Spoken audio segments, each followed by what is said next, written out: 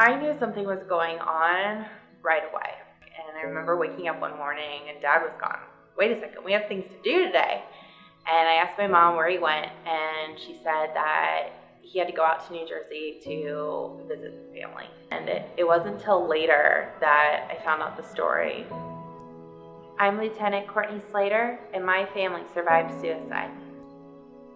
My Uncle Robert was he was the fun uncle. He would wrestle around. They lived near the beach out in Jersey, which was always fun. He's the one he always called. He always wanted us out there. He took us to the beach all the time. I don't know what it was, but my uncle and I have always been close. He had lived this glamorous life. And when I say glamorous, he's the type, he took his wife to Paris to propose to her on top of the Eiffel Tower.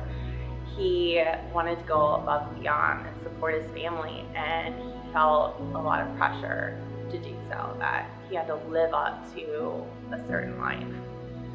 And he wasn't able to maintain that. He put on this facade that that's what he could do, he's always going to be able to do it. And when crunch time came, the finances started to crumble. His business started to crumble, and he had that experience that I'm sure many Americans can relate with of, oh my gosh, I'm going bankrupt. I have a wife who's used to a certain living style, standard of living. I have two beautiful kids that I have to support, and my world is falling apart. I can't financially provide for them.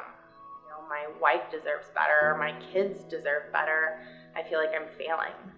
And that feeling of self-worth and just he wasn't good enough is ultimately what led to a really dark moment in our family's life. He came home from school and we had a class on suicide. And I had been listening to everyone else in the class, and people are talking about, oh, that's so selfish.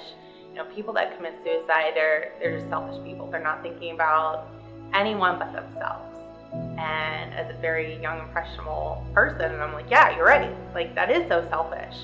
You know, why would anyone do that? Think about everyone else that they're leaving behind. Like, they've got to be crazy to think that that's what they have to do. When I came home and I was talking to my parents about it and telling them about this class, and my dad got really emotional and he ended up leaving. And my mom kind of sat me down and told me that my uncle had tried to commit suicide. I felt ashamed of what I had said. And my mom kind of looked at me and said, what if I was feeling that way? That I needed to take my own life. And I hear people around me talking, oh, that's selfish, that's selfish. I wouldn't want to talk to anybody and say, hey, this is how I'm feeling. I don't want to be judged or meant to feel ashamed. And I understood after talking to my mom how I thought about suicide and how I talk about suicide matters. It matters not just for my own internal processing, but it matters to the people around us that may be struggling with it, and how they hear us talk about it can very much influence whether or not they want to come forward. You are not weak if you're thinking of suicide. You're not weak. You're just in a tough spot. And the strongest thing you can do is to say, I'm not okay, and to ask for help. And I think just the family culture of being open and non-judgmental opened that door for my uncle to get help. When you're in a moment of, I've got a drink in one hand, I have my loaded weapon in another, and you're sobbing, you feel hopeless, who are you going to call? Are you going to call someone that openly says, hey, you're selfish, for feeling this way, or are you going to call someone that you know isn't going to judge? And they're going to be there. And my family was able to be that for my uncle. It took years for everything to fully bounce back for him, but he did.